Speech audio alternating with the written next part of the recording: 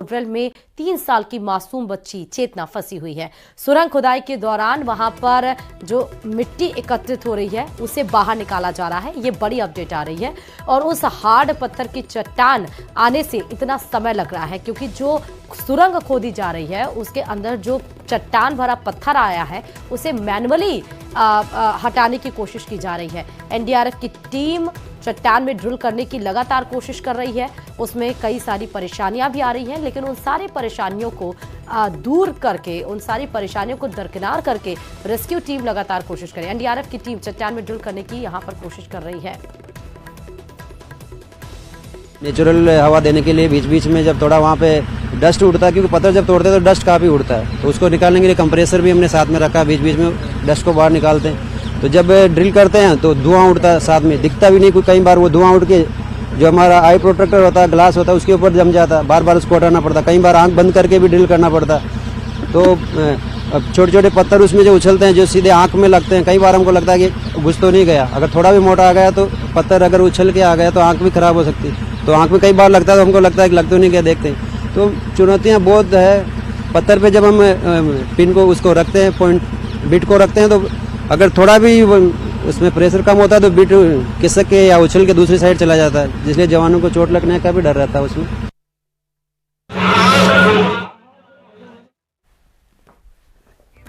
ज्यादा जानकारी के साथ संवाददाता ग्राउंड जीरो से हीरालाल जुड़ चुके हैं। हीरालाल, अभी अपडेट क्या है? उस रेस्क्यू ऑपरेशन में क्या क्या दिक्कत आ रही है? कहां तक खुदाई कर ली गई है? सारी अपडेट्स बताइएगा हीरालाल।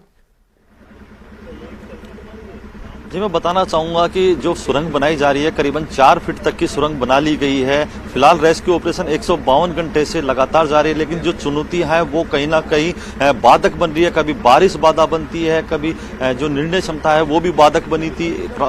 जो प्लान ए और प्लान बी में जो टाइम लगा प्लान बी को एग्जीक्यूट करने में, वो भी एक थोड़ा समय बढ़ाने में कहीं ना कहीं बाधा बना था। फिलहाल जो अब सबसे बड़ी बाधा आ रही है वो है चट्टान की। जो नीचे सुरंग में जो चट्टान आ रही है, एक पत्थर की लेयर है जो काफी हार्ड पत्थर बताया जा रहा है, जिसको तोड़ने में काफी दिक्कत का सामना करना पड़ रहा है, क्योंकि 170 फीट के नीचे गहराई में जो सुरंग बनाई जा रही है वो कहीं ना कहीं जो 2 सदस्यीय टीम नीचे उतरी है, उसमें से एक सदस्य जो है 25 किलो वजनी जो ड्रिल मशीन है उसके जरिए, क्योंकि स्पेस कम है तो ड्रिल करने में उसको काफी समस्याओं का सामना करना पड़ता है। साथ ही जब ड्रिल करने के दौरान जो पत्थर काटा जा रहा है तो पत्थर काटने के दौरान जो डस्ट उड़ती है वो उस जो जवान है, जो टीम का सदस्य है, उसकी आंखों में जाने का डर रहता है। पत्थर के टुकड़े भी उछलकर आंखों में जाने का डर रहता है। कहीं ना कहीं बहुत सारी चुनौतियां हैं जो 170 फीट की गहराई में नीचे उतरकर, क्योंकि टेम्परेचर भी हाई होता है, ऑक्सीजन लेवल भी कम होता है, तो स्वास्थ्य संबंधी कई समस्याएं भी जो चुनौतियां हैं वो उनके सामने होती है। इसके बावजूद लगातार पिछले 24 घंटे से जो ड्रिल मशीन द्वारा वो लगातार चट्टान को काटने का प्रयास किया जा रहा है। मैं दिखाना चाहूंगा कि इस प्रकार की जो चट्टान है ये उस चट्टान का पत्थर है जो नीचे उस ड्रिल के द्वारा उसको काटा जा रहा है। बताया जा रहा है कि हॉरिजॉन्टल तरीके से जो चट्टान है उसको लगातार जो एक लेयर में चट्टान है वो इस प्रकार की चट्टान है, क्योंकि हॉरिजॉन्टल जब चट्टान होती है तो वो पूरी एक लेयर में होती है, एक समानांतर होती है। तो कहा जा सकता है कि जो बोरवेल से और गड्ढे जो 170 फीट का जो गड्ढा खोदाया गया उसकी जो दूरी है 8 से 10 फीट की जो दूरी बताई जा रही है, जहां तक सुरंग खोदनी है, जहां बच्ची फंसी हुई है उस तक पहुंचने में जो ये चट्टान है वो कहीं ना कहीं बाधक बन रही है। लेकिन लगातार जो जवान है, वो जो सदस्य हैं, जो एनडीआरएफ की टीम के जो मेंबर हैं, वो लगातार उस रेस्क्यू ऑपरेशन को अंजाम देने में लगे हुए हैं। जो पत्थर की, जो हार्ड पत्थर की जो चट्टान है उसको काटने का प्रयास वो कर रहे हैं। कहीं ना कहीं जो बाधा सबसे बड़ी है इस समय ये चट्टान है, लेकिन उनकी कोशिश ये है इसको ड्रिल किया जाए। लेकिन संभावना यही है कि आज देर शाम तक इस चट्टान को काटकर बच्ची को बाहर निकाल लिया जाए। ये बात तो ठीक है, लेकिन हर दिन ये हीरालाल संभावना ये लगती है कि आज बच्ची को निकाल लिया जाएगा। अभी किन किन दिक्कतों का सामना आ रहा है? और जिस तरह से कई घंटे बीत चुके हैं, महज 4 फीट की अभी खुदाई ही की गई है, तो आपको लग रहा है कि आज वो रेस्क्यू पूरा कर लिया जाएगा? और कितनी फीट की खुदाई लगभग करनी है चेतना तक पहुंचने के लिए? देखिए, जब से रेस्क्यू ऑपरेशन शुरू हुआ, तमाम जो चुनौतियां हैं वो प्रशासन के सामने आई, चाहे वो पाइलिंग मशीन को लेकर देख लीजिए, चाहे वो जुगाड़ू जो टेक्निक है उसको देख लगता है कि भाई कहीं ना कहीं चुनौतियां कम नहीं थी। उसके बाद जब बारिश का दौर शुरू हुआ, क्योंकि रेड अलर्ट मौसम विभाग की तरफ से जारी किया गया था, तो कहीं ना कहीं मौसम भी बैरन बनी थी, जो बारिश थी वो उसने भी खलल डाला था। इसके बाद जब सुरंग को खोदने का कार्य शुरू किया गया, तो अब एक चट्टान है जो पत्थर, हार्ड पत्थर जो बताया जा रहा है, उसका एक ये टुकड़ा है। इस पत्थर को मैं बताना चाहूंगा कि ये पत्थर की जो उस चट्टान का पत्थर है, जिसकी वजह से है जो करीबन एक समानांतर लेयर में जो 8 फीट की जो सुरंग बनानी है, वो लगातार समानांतर वो चट्टान वहां है, तो उसको ड्रिल करने में काफी समस्याओं का सामना करना पड़ा, क्योंकि नीचे जब 170 फीट की जो गहराई है उसके नीचे जाकर वो जो स्पेस भी कम होता है। मेरे साथ इस समय जो एनडीआरएफ के जो कमांडेंट है, असिस्टेंट कमांडेंट है महावीर प्रसाद जी, उनसे बात करना चाहूंगा कि ये पत्थर दिखा रहे हैं कि जो चट्टान नीचे आ रही है। सर, कितनी जो चट्टान आ रही है, कितनी मोटी वो चट्टान है? सर, यहाँ पे पूरा चट्टान ही है, पूरा लाइमस्टोन है। जो देखो वो जो सबसे हार्ड वाला जो पत्थर होता है ना, जिसे सीमेंट वगैरह बनाते, ये वही पत्थर है देखो। और इसको काट के ये जो आपको डस्ट दिखा, ये पूरा इसका काट के और निकालना पड़ रहा है। मतलब मिट्टी का कोई नाम नहीं, आप हाथ लगा के देख सकते हो, पूरा पत्थर है। तो इस पत्थर को काटना पड़ता है। पत्थर क्या है, अगर ऊपर से हम ड्रिलिंग करते हैं तो उसमें क्या है, टूट जाता है, लेकिन ये और जिस तरफ साइड से करते हैं तो पत्थर अपना पूरा स्ट्रेंथ उसमें रखता है, इसलिए इसको काटना बहुत। सर, जब पत्थर को ड्रिल करने की कोशिश की जा रही है, तो आपको स्वास्थ्य संबंधी परेशानी भी आ रही होगी, कोई खतरा भी हो सकता है, शरीर को नुकसान भी पहुंच सकता है। हाँ, बहुत सारी चीज़ें, संभावनाएं तो हर चीज़ की रहती है, परिस्थिति हर समय चेंज होती रहती है। अभी जैसे ड्रिल कर रहा है तो उसमें क्या है, डस्ट उड़ रहा है। अब अंदर टनल में चला गया, वहाँ स्पेस कम हो गया, हवा भी कम है, वहाँ पे क्लाइमेट अलग प्रकार का है। जो अंदर काम कर रहा है उसको गर्मी लग रही है, जो बाहर हेल्पर है उसको ठंडी लग रही है, जो कंप्रेसर लगा रखा है उसकी वजह से बार बार क्लाइमेट की भी प्रॉब्लम आ रही है। डस्ट उड़ती है तो पूरी आंखें बंद हो जाती है। आई प्रोडक्ट पे पूरा आपने देखा ही होगा, पूरा मिट्टी से ढक जाता है, दिखाई नहीं देता कई बार अंदाज से। अब जैसे जैसे आगे जा रहे हैं, वहाँ पे जो उपकरण है उनका वेट भी है, आदमी सिंगल हो गया वहाँ काम करने के लिए, तो अगर थोड़ा सा भी वजन या चूक हो जाती है तो वो जख्मी भी हो सकता है अंदर। तो उन सारी चीज़ों का, लेकिन जवान हौसलों के साथ काम कर रहे हैं, आप लोगों की दुआएं और आप लोगों का सहयोग है। अभी कितने फीट खुदाई हो चुकी है और कितने फीट सुरंग को खोदना बाकी है? सर, एग्जैक्ट वो तो हम नहीं बता पाएंगे अभी, क्योंकि वो तो जब लास्ट अभी बंदा जो खुदाई कर रहा है वो बाहर आने का नाप तोल होगा तभी बता सकते हैं, लेकिन फिर भी 4 फीट के आसपास, 3.5 से ऊपर हम बता सकते हैं अंदाज, वो भी एग्जैक्ट नहीं बता पाएंगे अभी। तो जो टनल खोदा जा रहा है, जो सुरंग बनाई जा रही है, कितने फीट है जो चौड़ी सुरंग है जिसमें आप बैठकर आसानी से काम को अंजाम दे सकें?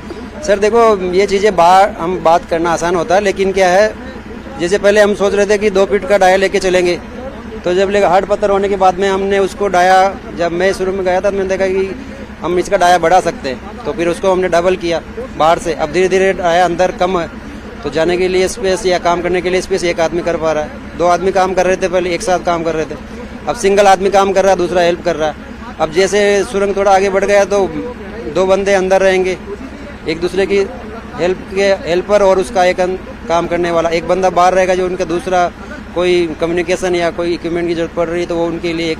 तो अभी हम लोग कोशिश कर रहे हैं 3 बंदे काम करें। हमारी जो राजस्थान प्रभारी श्री मीणा सर है वो लगातार मॉनिटरिंग कर रहे हैं, हमारे को दिशा निर्देश दे रहे हैं, जो चीज़ें जरूरत पड़ रही है हम लोग डिमांड करते हैं तो यहाँ के प्रशासन, कलेक्टर और SDM, तहसीलदार, सारे लोगों से तुरंत वो चीज़ हमको उपलब्ध करवाई जा रही है। हमारे जो सीनियर अधिकारी है, हमारे DG सर और कमांडेंट सर लाइव हमारे मीणा सर के साथ में संपर्क में, और वहाँ से भी हमारे को डायरेक्शन मिल रहा है। तो ऐसी कोई प्रॉब्लम नहीं है कि हमारे पास साधन नहीं है, ये नहीं वो नहीं, वो कोई दिक्कत नहीं है। लेकिन क्या है, हालात और परिस्थिति के अनुसार हम कोई ज़्यादा बड़े इक्विपमेंट वहाँ काम नहीं कर सकते, क्योंकि अगर हमको सिर्फ छेद ही करना होता तो हम एक माइन लगाते तुरंत छेद हो जाता, वो चीज़ें नहीं। तो वो परिस्थिति के अनुसार ये एक समय के उसके हिसाब से वो टाइम लग रहा है। सर, पिछले 152 घंटे से आप लगातार रेस्क्यू कर रहे हैं, ऑपरेशन को सफल करने की कोशिश कर रहे हैं, चुनौतियां भी कई आई, किस प्रकार की चुनौतियां आई, कैसे आपने उनका सामना किया? चुनौतियां तो जो मैंने आपको बताई है, शुरू से लेकर लास्ट तक। बीच में बारिश भी पूरा हमारा एक दिन खराब कर दिया, बारिश ने बिल्डिंग करते समय। फिर ऊपर मिट्टी था, नीचे एक पत्थर आ गया, जो जमीन का जो टाइप ऑफ सोइल है वो चेंज हो गया, तो जो केसिंग थी करते करते हल्का सा उसमें बेंड आ गया, तो केसिंग प्रॉपर नीचे तक केसिंग नहीं हो पाई। ये तो जवानों का हौसला है कि उनके सर पे इतना बड़ा केसिंग लटका हुआ और फिर भी वो नीचे काम कर रहा है, टनू लोहा उनके सर पे लटका हुआ। लेकिन उनके जज्बे को भी मानना पड़ेगा कि फिर भी लोग अपने जवान हैं जो लगातार काम कर रहे हैं। बीच में पत्थर की दिक्कत आ गई, वहाँ की जगह की प्रॉब्लम है, अंदर ऑक्सीजन लेवल है, कहीं गैसे भी हो सकता है, यहाँ से माइनिंग एरिया है वो भी रिसाव हो सकता है बीच में भी, ठीक है। तो ऐसी कई चीज़ें हैं बीच में। क्लाइमेट यहाँ आप जवानों को देख रहे हो, बाहर अंदर से आ रहा है वो पूरा पसीने में भीग रहा है, वहाँ गर्मी है, काम करता तो गर्मी और बढ़ जाती है, श्वास भी फूलता काम करते समय, डस्ट उड़ती है, आंखों में गिर जाती है, नाक के द्वारा अंदर जाती है, मास्क लगाता है तो उसको सांस लेने में प्रॉब्लम होती है। तो चीज़ें कई है प्रॉब्लम में, लेकिन वो चीज़ें काम से संबंधित है, उसको हम ये नहीं बोल सकते कि ये दिक्कतें हैं या कमी है, वो चीज़ें नहीं है, लेकिन एक पार्ट ऑफ वर्क है, तो वो उसमें कोई प्रॉब्लम नहीं, वो जवान अपने हौसलों के साथ डटे। उम्मीद कर सकते हैं कि आज रेस्क्यू ऑपरेशन अंतिम चरण में है और शाम तक कंप्लीट हो जाएगा।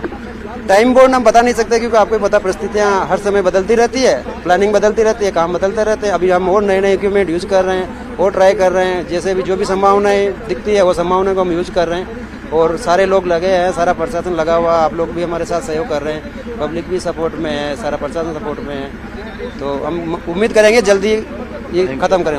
Thank you. तो ये महावीर प्रसाद जी थे जो रेस्क्यू ऑपरेशन को लीड कर रहे हैं, अंजाम दे रहे हैं। नीचे जाकर जो हार्ड स्टोक की जो चट्टान है उसको लगातार ड्रिल करने के प्रयास में लगे हुए हैं। अभी ये उस टीम के सदस्य थे जो कल शाम को उस 170 फीट गहरी जो गड्ढा खोदा गया उसमें जाके जो सुरंग बनाई जा रही है, जो चट्टान को काटने का जो ड्रिल के द्वारा काम किया जा रहा है, ये उस टीम के मेंबर थे। इन्होंने बाहर आके बताया कि किस प्रकार की जो चुनौतियां हैं उनके सामने आई है, किस प्रकार उन चुनौतियों के सामने कर रहे हैं। इनके हौसले को जज्बा है इनका उस बच्ची को बाहर निकालने का, उसको जरूर सलाम करना चाहिए, क्योंकि इन तमाम चुनौतियों के बाद भी ये लगातार डटे हुए हैं। उस बच्ची को बाहर निकालने का जो प्रयास है वो लगातार इनकी ओर से जारी है। ठीक है हीरालाल, बहुत शुक्रिया तमाम जानकारी देने के लिए खबर पर। खबरों में आगे बढ़ते हुए सीधे आपको दिल्ली से खबर बता रहे हैं, क्योंकि दिल्ली में एक बड़ी बैठक बीजेपी की होने वाली है। संगठन चुनाव को लेकर ये दिल्ली में बड़ी बैठक होगी और बीजेपी अध्यक्ष जेपी नड्डा की अध्यक्षता में ये बैठक फिलहाल जारी बताई जा रही, क्योंकि 10 बजे समय बताया गया था कि बैठक शुरू हो जाएगी और इस बीच बैठक शुरू भी हो गई है। जब आपको खबर बता रहे हैं, बैठक में बीजेपी राष्ट्रीय महासचिव प्रभारी मौजूद है, बीजेपी के सभी प्रभारी चुनाव अधिकारी भी मौजूद है, बीजेपी प्रदेश अध्यक्ष मदन राठौर भी बैठक में शामिल है, प्रदेश बीजेपी निर्वाचन अधिकारी नारायण पंचारिया भी और शामिल है। प्रदेश में मंडल अध्यक्ष के पैनल का काम पूरा हो चुका है। अब जिला और प्रदेश अध्यक्ष का चुनाव होगा और फरवरी के अंत तक राष्ट्रीय अध्यक्ष का चुनाव भी हो जाएगा।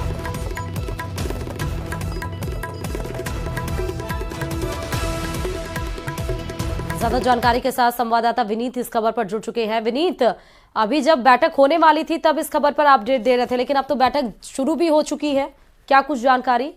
जी, निश्चित तौर पर मैं आपको बताना चाहूंगा कि अब बैठक जो है वो थोड़ी देर बाद बैठक शुरू होगी, जिसमें बीजेपी के राष्ट्रीय अध्यक्ष जेपी नड्डा भी मौजूद रहेंगे।